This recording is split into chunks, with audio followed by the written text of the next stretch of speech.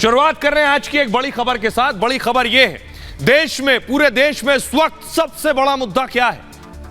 UCC यानी समान नागरिक संहिता। देश में समान नागरिक संहिता आएगी यानी सबके लिए एक कानून आएगा। विरोधी कह रहे हैं यूसीसी आ गया तो हिंदू राष्ट्र आ जाएगा, भारत हिंदू राष्ट्र बन जाएगा, एक हिंदू कंट्री बन जाएगा। प्रधानमंत्री नरेंद्र मोदी का मकसद था यूसीसी के जरिए एक देश में एक कानून हो, महिलाओं के जो अधिकार हैं उनके साथ जो कॉम्प्रोमाइज समझौता हो रहा है वो ना हो, महिलाओं को उनके अधिकार मिले, देश में सबके ऊपर कानून बराबर हो। लेकिन विरोधी क्या कह रहे हैं, अगली तस्वीर दिखाइए। विरोधी कह रहे हैं कि ये हमारे अधिकारों का हनन है और अब लोगों को गुमराह करने के लिए एक कदम आगे बढ़ गए, आगे की चाल चल दी है। कह रहे हैं अब कि हिंदुस्तान तो हिंदू राष्ट्र बन जाएगा अगर यूसीसी आ गया। सुनिए जरा।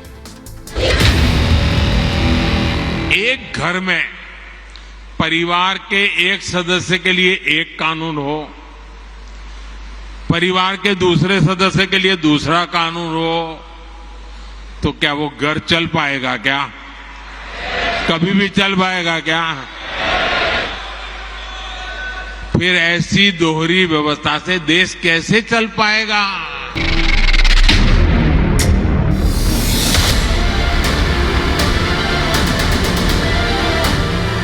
हम अपने नजरिए के ऊपर कायम और अपने दीन को जिंदा रखते हैं अपनी जिंदगी के अंदर, हम उसको अल्लाह चाहेगा तो नहीं जानेंगे। तो हमारा ख्याल ये कि इस इशू को इलेक्शन का मुद्दा नहीं बनना चाहिए। तो क्या यूनिफॉर्म सिविल कोड के नाम पे आप प्लुरलिज्म, डाइवर्सिटी को छीन लेंगे क्या आप?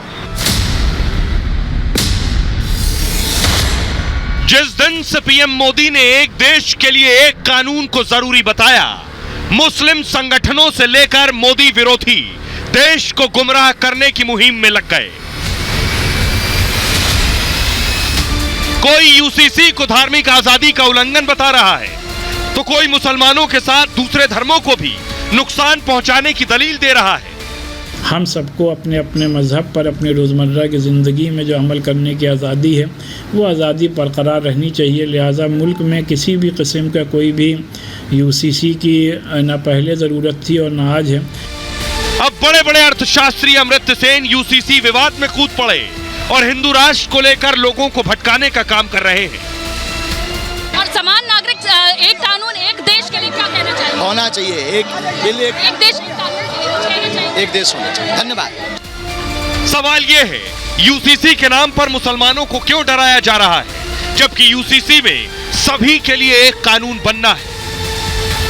भाई अब मैं आपको बताने जा रहा हूं यूसीसी पे कौन क्या कह रहा है, क्या दलीलें हैं, कैसे लोगों को गुमराह करने जा रहे हैं कि हिंदू राष्ट्र बन जाएगा हिंदुस्तान। इसमें कितना झूठ है कितना सच, ये तो मैं आपको आगे बताऊंगा। लेकिन पहले लोगों को कैसे गुमराह किया जा रहा है वो देखिए जरा। ये देख रहे हैं, ये यूसीसी आ गया। यूसीसी पर असदुद्दीन ओवैसी कह रहे हैं ये यूनिफॉर्म नहीं हिंदू सिविल कोड है, हिंदू राष्ट्र कैसे बनेगा ये सब बकवास है। अमर्त्य सेन क्या कह रहे हैं, जिनको नोबेल पुरस्कार मिला, वो कह रहे हैं यूसीसी हिंदू राष्ट्र की थ्योरी से मेल खाता है, यूसीसी लागू करने की बात मूर्खतापूर्ण है। शफीकुर रहमान भट्ट समाजवादी पार्टी के सांसद कह रहे हैं यूसीसी से देश की तरक्की रुक जाएगी, मजहब के मसले में सियासत नहीं होनी चाहिए, इस पर सौदा नहीं किया जा सकता। जमीयत उलेमाए हिंद का कहना है कयामत तक बदला नहीं जा सकता पर्सनल लॉ। अब देखिए इस तरह के बयान सिर्फ लोगों को भड़काने के लिए। यूसीसी मुस्लिम शरीयत के तहत नहीं है वो कह रहे हैं। मुस्लिम समुदाय यूसीसी का विरोध करेगा, all India Muslim personal law board कह रहा है। एआईएडीएमके का कहना है यूसीसी के लिए संविधान में कोई संशोधन ना हो, अल्पसंख्यकों के धार्मिक अधिकार पर असर होगा इससे।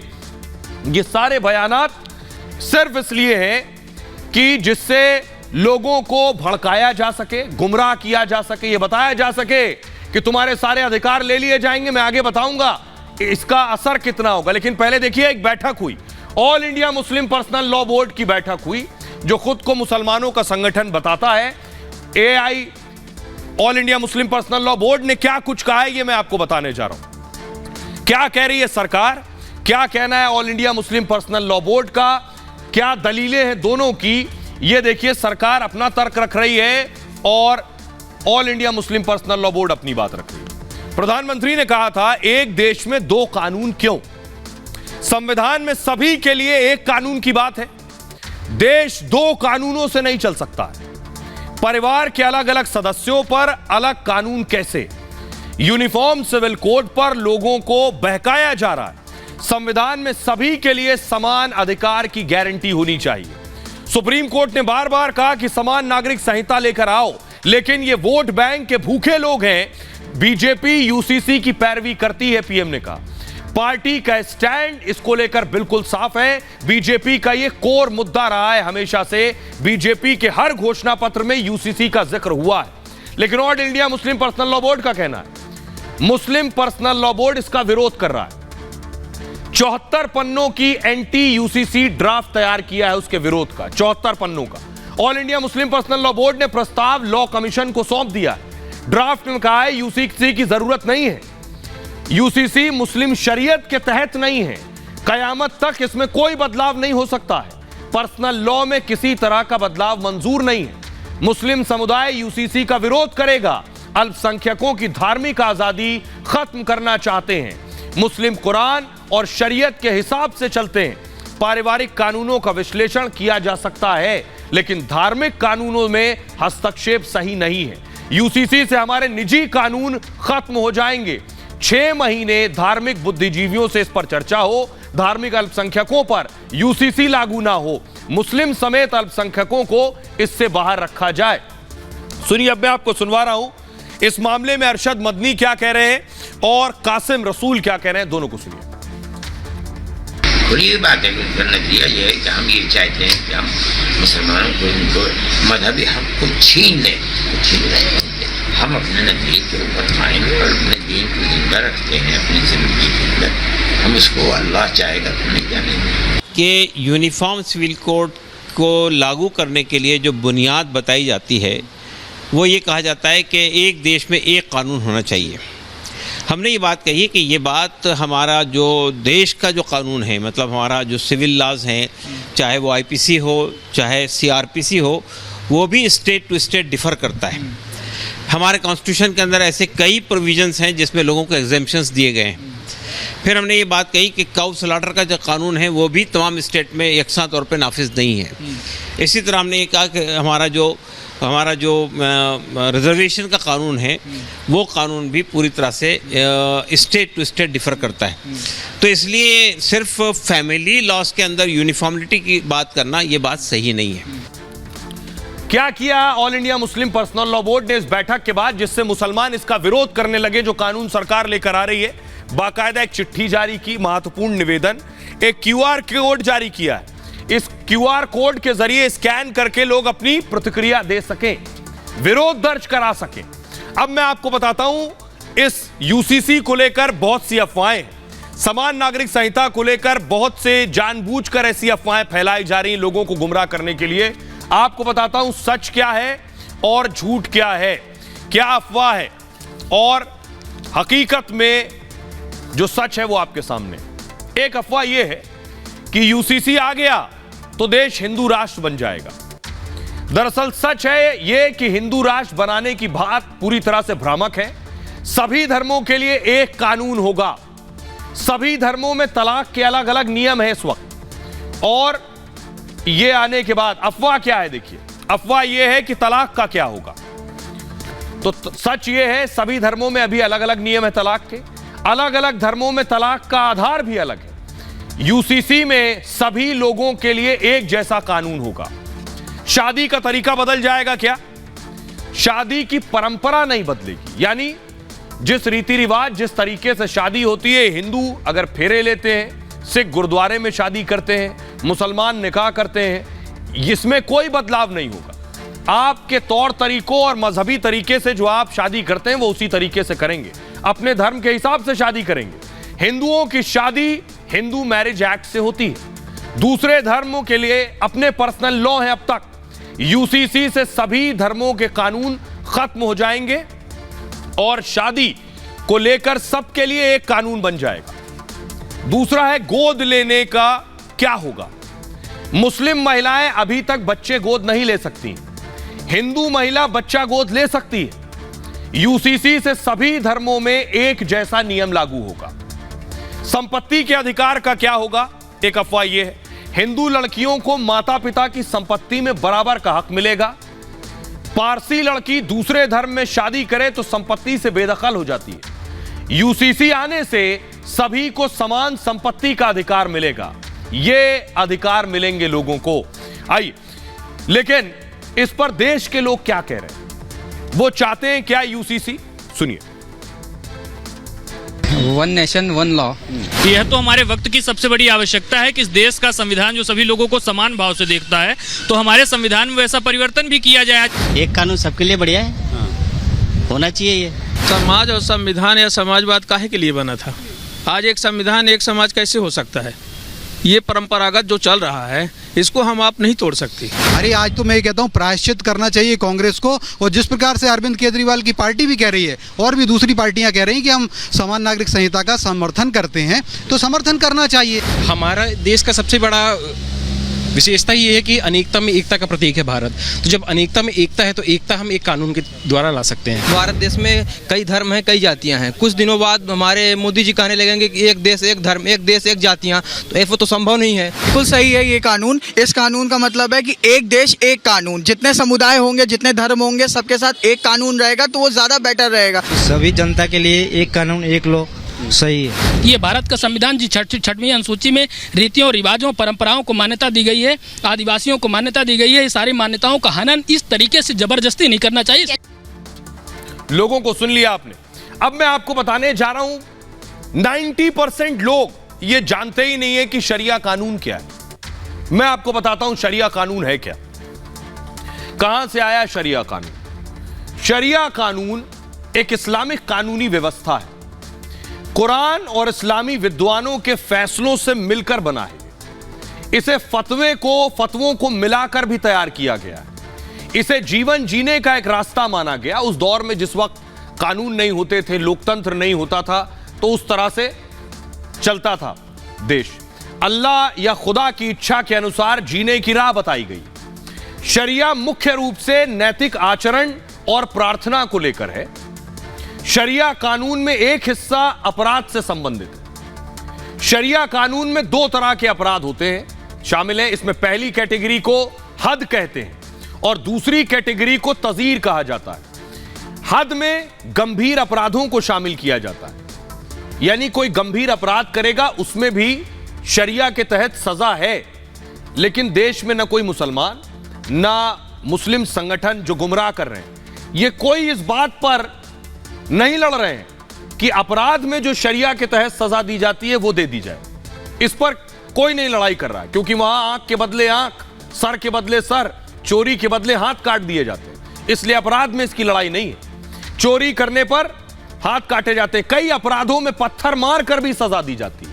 लेकिन आपराधिक कानून में शरिया पर कोई लड़ाई नहीं लड़ रहा। तज़ीर में जज के फैसले के आधार पर सजा होती है। अब आपको सुनवाता हूं, सुनिए विनोद बंसल क्या कह रहे हैं, वीएचपी नेता, और आरिफ मोहम्मद खान जो केरला के राज्यपाल हैं, वो क्या कह रहे हैं। ये अपने आप को अल्पसंख्यक बनने का ढकोसला कर रहे हैं और देश के दूसरे सबसे बड़ी बहुसंख्यक हैं। और तीसरी बात ये, जो वास्तव में भारत का रियल अल्पसंख्यक है, जो अल्पसंख्यकों के 6 भाग जो है, जो सरकारों ने डिफाइन किए हुए हैं, अल्पसंख्यक आयोगों ने डिफाइन किए हुए हैं, उन 6 में से 5 को कोई तकलीफ नहीं है। तकलीफ है तो सिर्फ 6ठे को है, जो अल्पसंख्यक है ही नहीं। तो ये इनकी चाल चरित्र चेहरा है।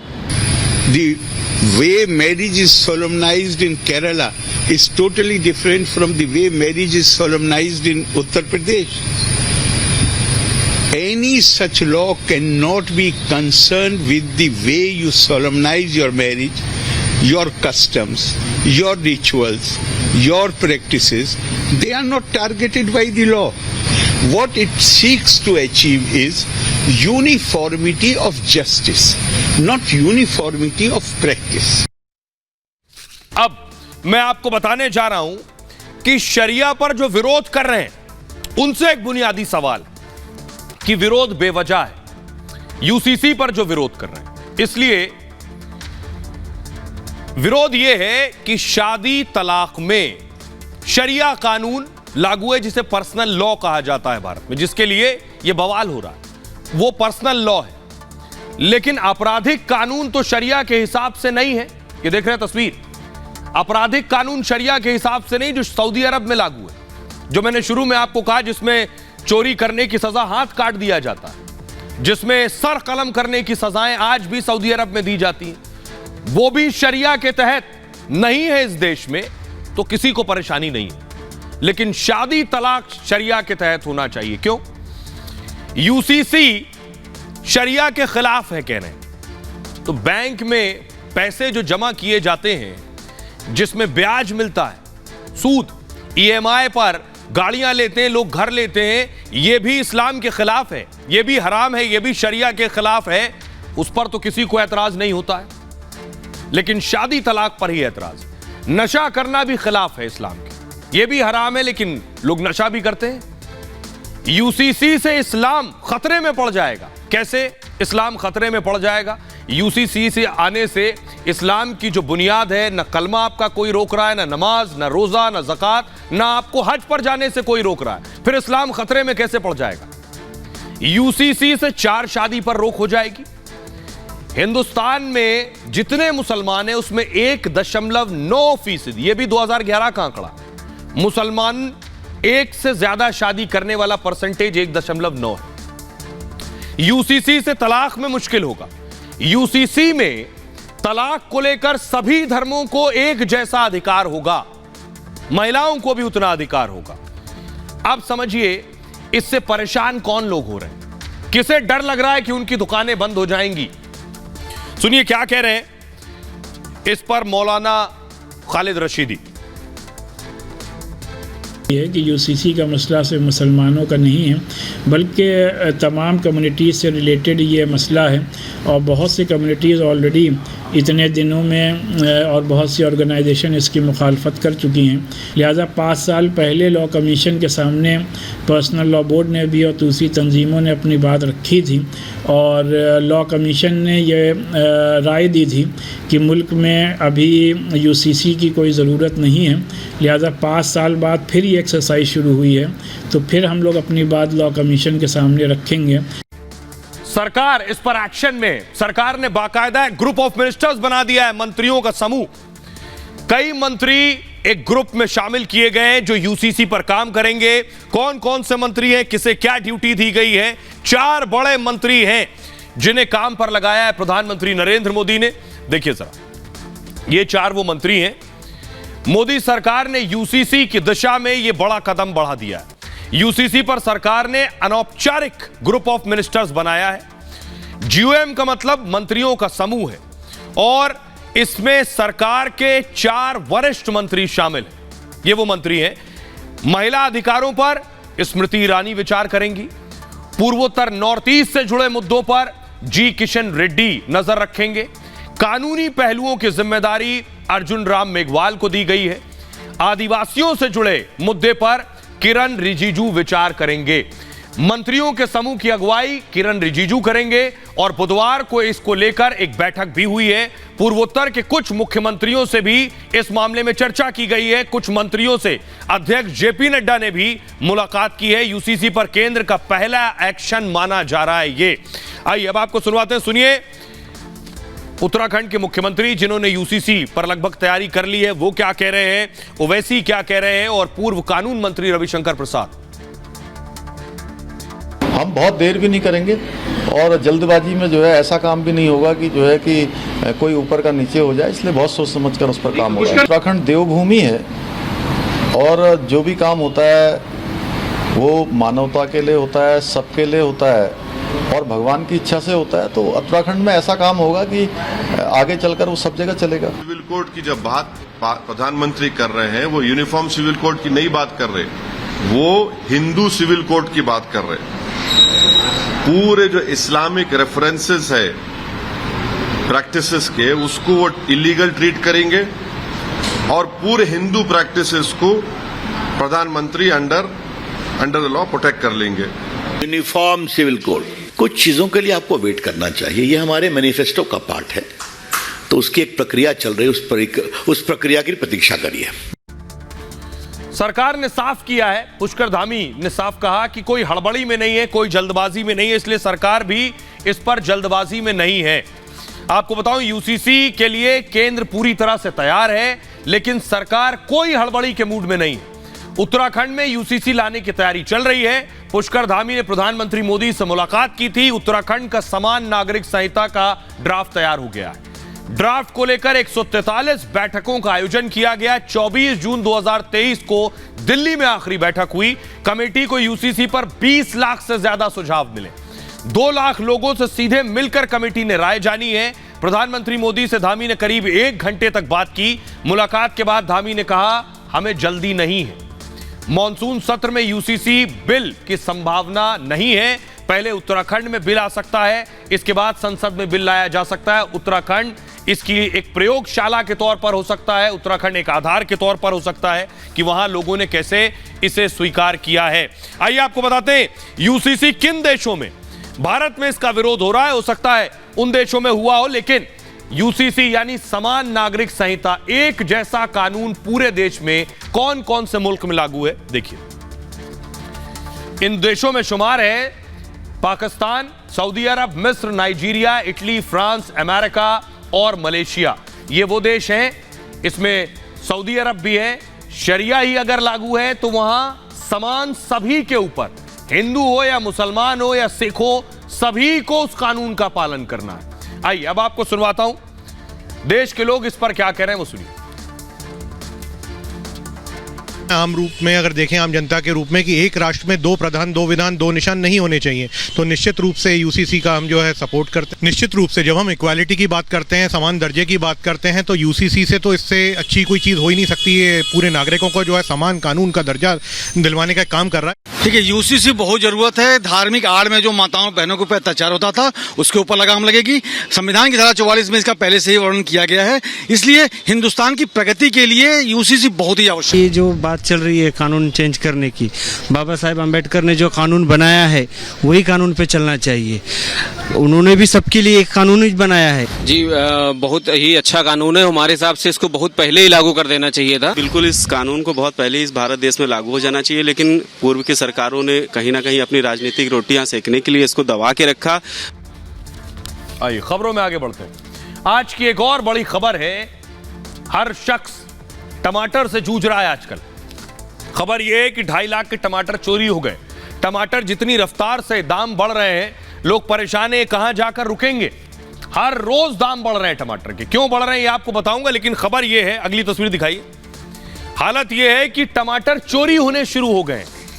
पहले लोग मजाक में कहते थे तिजोरी में न रखने पड़ जाए टमाटर, अलमारी में न रखने पड़ जाए टमाटर, चोरी हो गए। अगली तस्वीर दिखाई। प्रोटेस्ट हो रहा है टमाटर पर। दूल्हा को देख रहे हैं, दूल्हे ने अपनी गाड़ी पर भी टमाटर लगा रखा है और माला भी टमाटर की पहन रखी है। ये देख रहे हैं, दूल्हे के गले में टमाटर की माला है। पूरी अपनी जो बग्गी है, रथ को सजा रखा है टमाटर से। अगली तस्वीर दिखाई जरा। ये टमाटर लिया है और थाली में, और टमाटर की आरती भी हो रही है, शंख भी बज रहा है। तो टमाटर के जो ये हाल क्यों है ये आपको बताऊंगा। पहले ये देखिए जरा, जहां 2.5 लाख का टमाटर चोरी हो गया।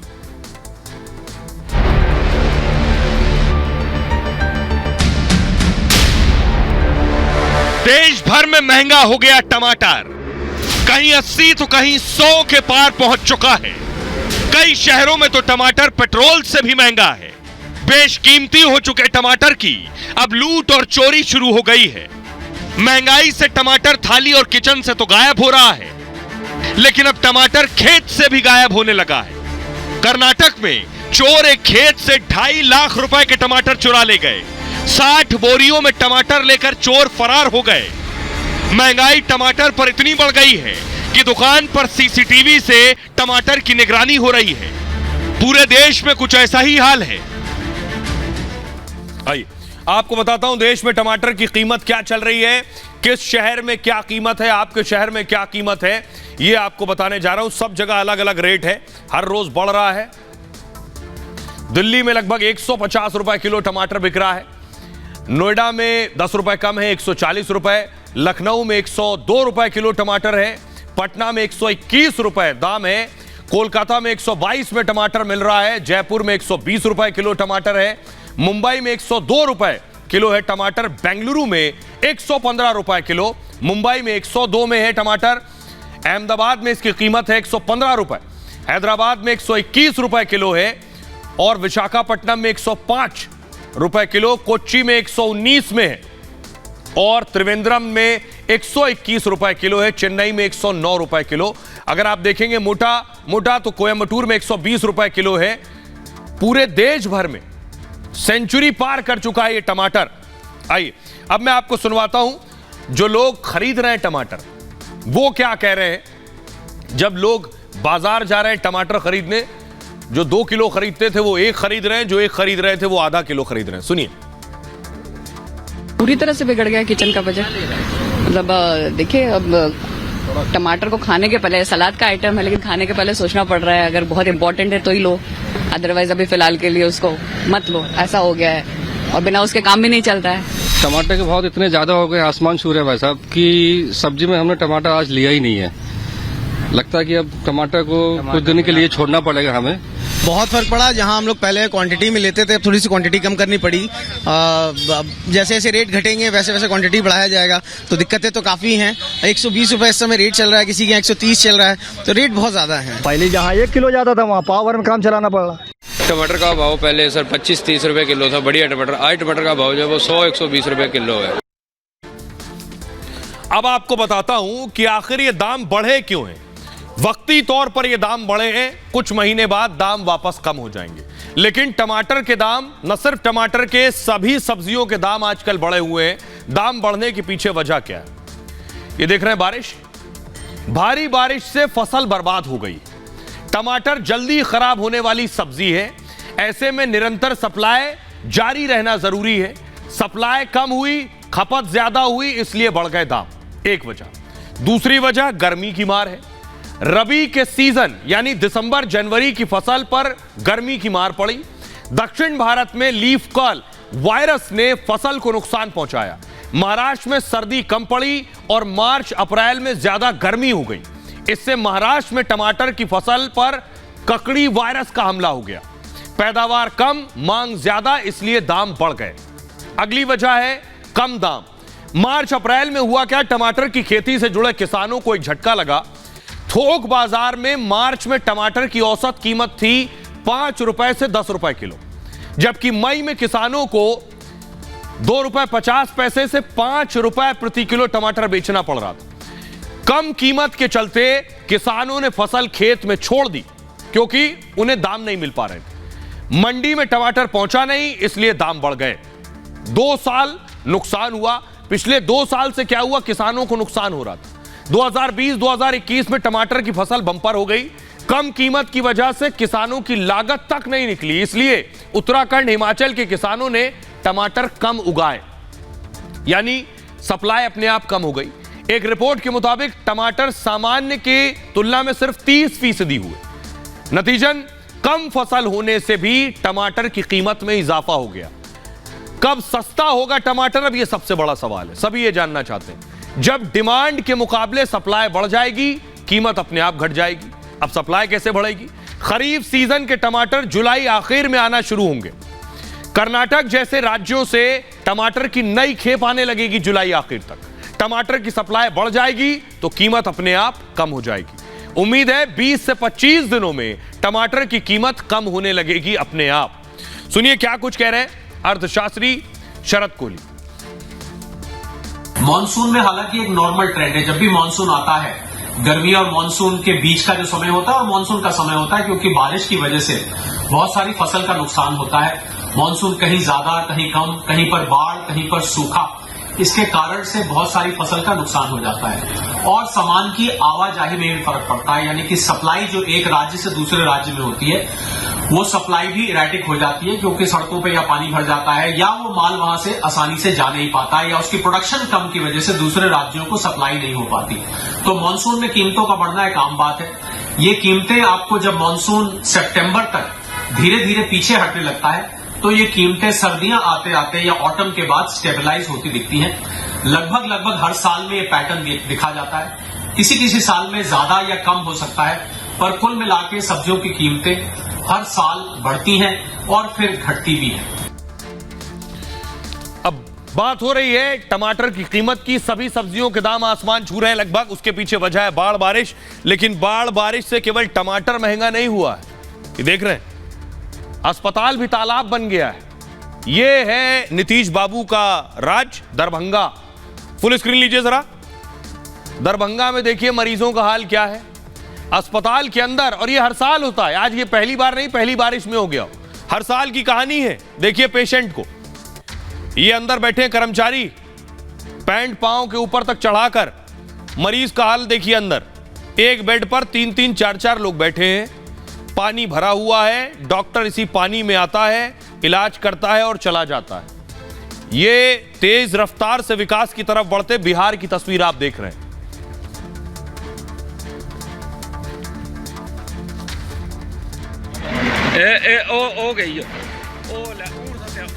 आइए खबरों में आगे बढ़ते हैं।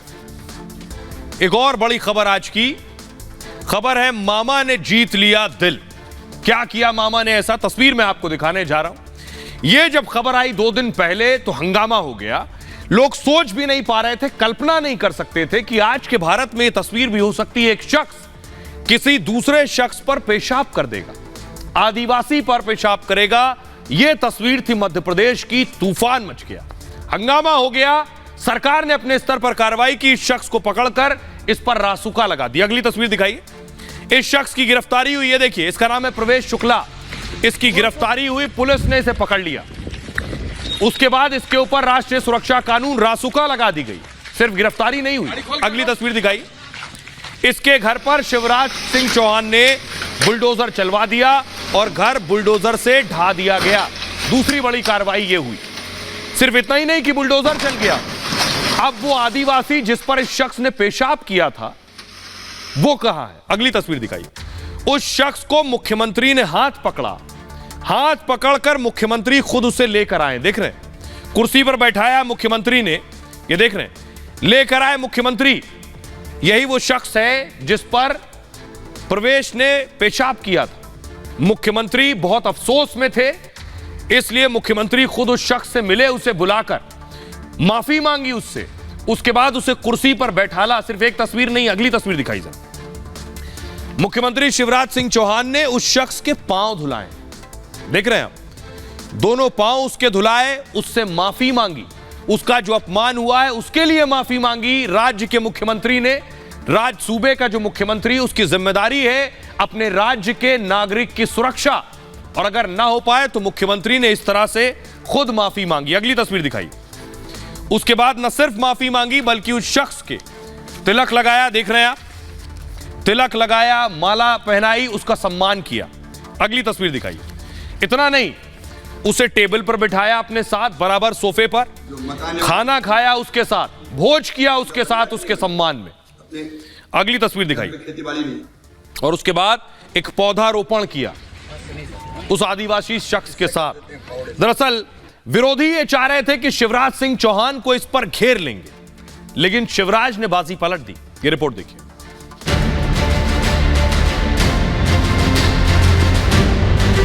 मैं माफी चाहता हूँ, ये क्योंकि मेरी ड्यूटी है, मेरे लिए तो जनता ही भगवान जैसे है। मध्य प्रदेश में पेशाब कांड के बाद कांग्रेस बीजेपी पर सवाल उठा रही थी। आदिवासियों के अपमान को लेकर बीजेपी को घेर रही थी, लेकिन मुख्यमंत्री शिवराज ने बड़ा दिल दिखाते हुए पूरी बाजी पलट दी। शिवराज ने पीड़ित को अपने आवास पर बुलाया और सीधी वाली घटना के लिए खुद पीड़ित से माफी मांगी। मुझे बहुत दुख हुआ वो घटना देख के। मैं माफी चाहता हूँ, ये क्योंकि मेरी ड्यूटी है, मेरे लिए तो जनता ही भगवान जैसे है, गरीब भगवान जैसे है। शिवराज की दरिया दिली का जहां पूरा मध्य प्रदेश तारीफ कर रहा है, वहीं कांग्रेस आज भी आदिवासी के सम्मान को नौटंकी बता रही है। जो नाटक नौटंकी है ये कुछ लोगों को संतुष्ट कर सकती है, लेकिन आदिवासियों के मन, मस्तिष्क और उनके सम्मान पर जो दाग लगा है वो नहीं धुल सकता। मध्य प्रदेश में लोग क्या कह रहे हैं, ये तस्वीर देखने के बाद मध्य प्रदेश में लोग कह रहे हैं कि मामा ने तो दिल जीत लिया। जैसे उत्तर प्रदेश में बाबा है, वैसे मध्य प्रदेश में मामा है। शिवराज सिंह चौहान को मामा कहा जाता है। ये देख रहे हैं, सीधी पेशाब कांड में से सीएम शिवराज सिंह चौहान बहुत दुखी थे। पीड़ित दशमत को शिवराज ने भोपाल बुलाया, दशमत को खुद सीएम आवास के अंदर लेकर गए, कुर्सी पर बिठाया, पांव धोए, आरती उतारी, तिलक लगाया। शिवराज ने दशमत से घटना के लिए माफी भी मांगी। पीड़ित दशमत को सुदामा कहकर संबोधित किया कि आप मेरे सुदामा हो। शिवराज ने कहा अब तुम मेरे दोस्त हो, और पीड़ित से उसके घर परिवार के बारे में जानकारी ली। कौन है वो? पूछा सरकारी योजनाओं का लाभ मिल रहा है या नहीं मिल रहा है। शिवराज ने कहा बेटियों को पढ़ाते रहना हमेशा। शिवराज ने पीड़ित की पत्नी से भी फोन पर बात की, कहा तुम मेरी बहन हो, मैं तुम्हारे साथ खड़ा हुआ हूं। पीड़ित की पत्नी को मदद का पूरा भरोसा दिया। और सीधी की घटना से सीएम शिवराज खुद बहुत नाराज थे। आरोपी के खिलाफ रासुका एनएसए लगाने के आदेश दिए हैं। घर पर बुलडोजर चलाया जा चुका है। आइए अब मैं आपको, शिवराज ने कहा ऐसी सजा मिले जो मिसाल बन जाए, जरूरत पड़ी तो अपराधियों को जमीन में गाड़ देंगे। सुनिए शिवराज सिंह चौहान और कमलनाथ। कि हर इंसान में ही भगवान निवास करता है। भाई दशमत के साथ अन्याय हुआ, मेरा मन दर्द, पीड़ा और व्यथा से भर गया। मैं व्यथित था और मैं अंतरात्मा से मानता हूं कि गरीबी हमारे लिए पूज्य है और उसका अपमान मतलब हम सबका अपमान है। शिवराज सिंह जी सोचते हैं कि आदिवासी समाज माफ कर देगा। आदिवासी समाज कभी नहीं माफ करेगा कि वो परिचित हैं कि किस प्रकार की घटना है। ये तो एक घटना है, मैं तो कह रहा हूँ ये 10% ऐसी घटनाएं सामने आती हैं। आदिवासी समाज देख कभी माफ नहीं करेगा। ये जितने भी पैर धुलवा लें, जितने भी कैमरा सामने लगवा दें, जिसकी आत्मा, जिसका मन साफ होता है वो ये कैमरा से नहीं करते। तो आपने सुन लिया। आइए अब मैं आपको बताने जा रहा हूं कि उसके बाद प्रोटेस्ट होने लगा। यानी शिवराज सिंह चौहान ने बुलाकर पांव धुलाए, उसके बाद भी देखिए कांग्रेस के कार्यकर्ता वहां प्रदर्शन कर रहे थे। अब मैं आपको बताता हूं कि एक्शन क्या हुआ है, जिसकी गिरफ्तारी हुई जिस शख्स पर, उस पर क्या कुछ कार्रवाई की गई है सरकार की तरफ से। ग्राफिक प्ले कीजिए। आरोपी प्रवेश शुक्ला गिरफ्तार कर लिया गया है। दूसरी तरफ आप तस्वीर देख रहे हैं, आरोपी को रीवा जेल भेजा गया। आरोपी के घर पर बुलडोजर चल चुका है। प्रशासन की टीम जैसे ही बुलडोजर लेकर पहुंची, आरोपी की मां और चाची बेहोश हो गई। एसडीएम ने कहा अवैध निर्माण को हमने गिराया है, घर का 1/3 हिस्सा अवैध था, उसी हिस्से को बुलडोजर से तोड़ दिया है। परिवार ने मामले में निष्पक्ष जांच की मांग की है। परिवार ने प्रवेश शुक्ला की जान को खतरा बताया है। अब इस पर ट्विटर पर भी क्या कुछ कह रहे हैं बीजेपी के नेता इस तस्वीर के सामने आने के बाद, और क्या कुछ कह रही है कांग्रेस। कांग्रेस को एक मुद्दा मिला था, लेकिन शिवराज ने मुद्दा विहीन कर दिया फिर से एक बार। देखिए शिवराज सिंह चौहान ने कहा कि मन दुखी है। उन्होंने कहा दशमत जी आपकी पीड़ा बांटने का यह प्रयास है, आपसे माफी मांगता हूं मैं। मेरे लिए जनता ही भगवान है। जिन कपिल मिश्रा ने लिखा जिन आदिवासी समाज के दशमत रावत जी हैं, अपराधी प्रवेश शुक्ला ने अपमान किया था उनका, सीएम शिवराज ने उन्हीं के पांव धोए। सरकार के मुखिया का यह कदम सराहनीय है। प्रियंका वाड्रा ने लिखा मध्य प्रदेश में बीजेपी विधायक के करीबी ने आदिवासी युवक के साथ शर्मनाक हरकत की। आदिवासियों पर अत्याचार रोकने के लिए सरकार कदम क्यों नहीं उठाती है। अरुण सुभाष यादव जो कि कांग्रेस नेता, उन्होंने लिखा सीधी की घटना से मध्य प्रदेश दुनिया में शर्मसार हो गया, लेकिन शिवराज सिंह इसे इवेंट बना रहे हैं। आदिवासी पीड़ित को अगवा कर भोपाल बुलाया, जबकि पीड़ित की पत्नी वापस लाने की गुहार कर रही। नंदिनी इदानानी ने लिखा प्रवेश शुक्ला के घर पर बुलडोजर चला है और मामा जी इसके लिए धन्यवाद। आदर्श शर्मा ने लिखा मामा जी ने अपने काम से पूरे देश को बता दिया है जनता की सेवा से बढ़कर कुछ भी नहीं है। एक और तस्वीर कल सामने आई। तस्वीर थी, आपको दिखाने जा रहा हूं मध्य प्रदेश की। यह तस्वीर है, मैंने आपको दिखाया था दलितों को कुछ मुस्लिम युवकों ने पकड़ा, उनको पीटा, न सिर्फ पीटा, उनके मुंह पर कालिक पोत दी और उसके बाद उन्हें चप्पलों का हार पहनाया। इस पर भी एक्शन हुआ है। शिवराज सिंह चौहान ने इन लोगों के घरों पर बुलडोजर चलवा दिया है। अगली तस्वीर देखिए, ये आप देख रहे हैं शिवपुरी की तस्वीर है। ऐसा जो कर रहे थे, इन सब के घर पर बुलडोजर चला है, सबके अवैध मकान तोड़ दिए गए हैं। तो मध्य प्रदेश भी उत्तर प्रदेश की राह पर है। क्राइम हुआ, 24 घंटे के अंदर बुलडोजर पहुंच गया। मध्य प्रदेश के शिवपुरी में 2 दलित युवकों के साथ अमानवीय हरकत करने वाले आरोपियों के घर पर आज बुलडोजर चला। प्रशासन का कहना है कि मुस्लिम समाज के लोगों ने वन भूमि पर कब्जा करके घर बनाया था, इसलिए प्रशासन ने बुलडोजर चलाकर वन भूमि को मुक्त करा लिया। 30 जून को लड़कियों से छेड़छाड़ के आरोप में शिवपुरी के बरखाड़ी गांव में मुस्लिम समाज के लोगों ने 2 दलित युवकों के साथ पहले मारपीट की, फिर उनके गले में जूते चप्पलों की माला डाल दी, मुंह काला किया और दलित युवकों के मुंह में मैला भर के उन्हें अपमानित किया था। घटना का वीडियो वायरल होने के बाद सीएम शिवराज ने खुद घटना का संज्ञान लिया और आरोपियों के खिलाफ सख्त कार्रवाई के लिए शिवपुरी जिला प्रशासन को आदेश दिया। इस मामले में पुलिस ने 7 लोगों के खिलाफ केस दर्ज किया। पुलिस ने अजमत खान, वकील खान, आरिफ खान और शाहिद खान, इस्लाम खान, रईशा बानो और साइना बानो के खिलाफ केस दर्ज किया है। एक आरोपी वकील खान को छोड़कर सभी आरोपियों को गिरफ्तार कर लिया है। वकील खान की तलाश की जा रही है। इस मामले में गृह मंत्री नरोत्तम मिश्रा क्या कह रहे हैं, सुनिए। ऐसी के व्यक्ति के साथ में जूते की माला पहनाई गई, उसके मुंह में मलबा भरा गया और उसके बाद में अमानुषिक अत्याचार किए गए उसके साथ। यह बर्दाश्त नहीं किया जाएगा।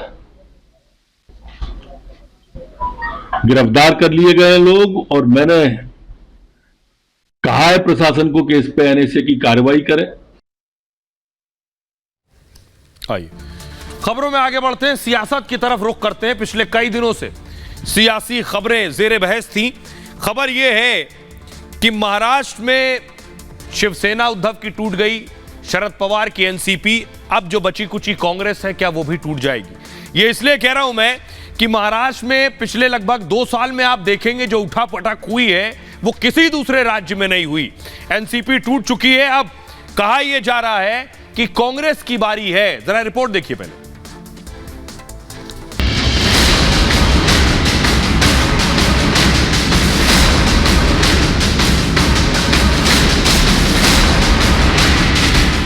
पहले शिवसेना टूटी, उद्धव जमीन पर आ गए।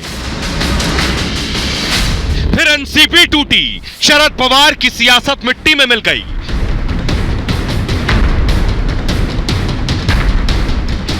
अब कांग्रेस में टूट की खबरें आ रही हैं। खबर है कि कांग्रेस के विधायक पाला बदलने वाले हैं। तो आप ही लोग सोच रहे थे कि ये भाई ये तो चलता है पॉलिटिक्स में, ऐसी बातें या तो रूमर्स उठाए जाते हैं, लेकिन ये सच था, वो आज आपको पता चला है। वही तरीके से कांग्रेस भी फूटेगी, मैं आज बता रहा हूं, और उसको ज्यादा देर नहीं लगेगी। तो सवाल ये कि आखिर ऐसी खबरें क्यों आ रही हैं? दरअसल महाराष्ट्र कांग्रेस में भी उबाल है। वहां कांग्रेस के कई बड़े नेता आला कमान से नाराज हैं और वो मौके की ताक में हैं। इनमें सबसे ऊपर नाम अशोक चौहान का बताया जा रहा है, हालांकि वो इससे इनकार करते रहे हैं। वैसे पिछले हफ्ते तक अजित पवार भी इनकार कर रहे थे, अब कह रहे हैं 2024 में आएगा तो मोदी ही।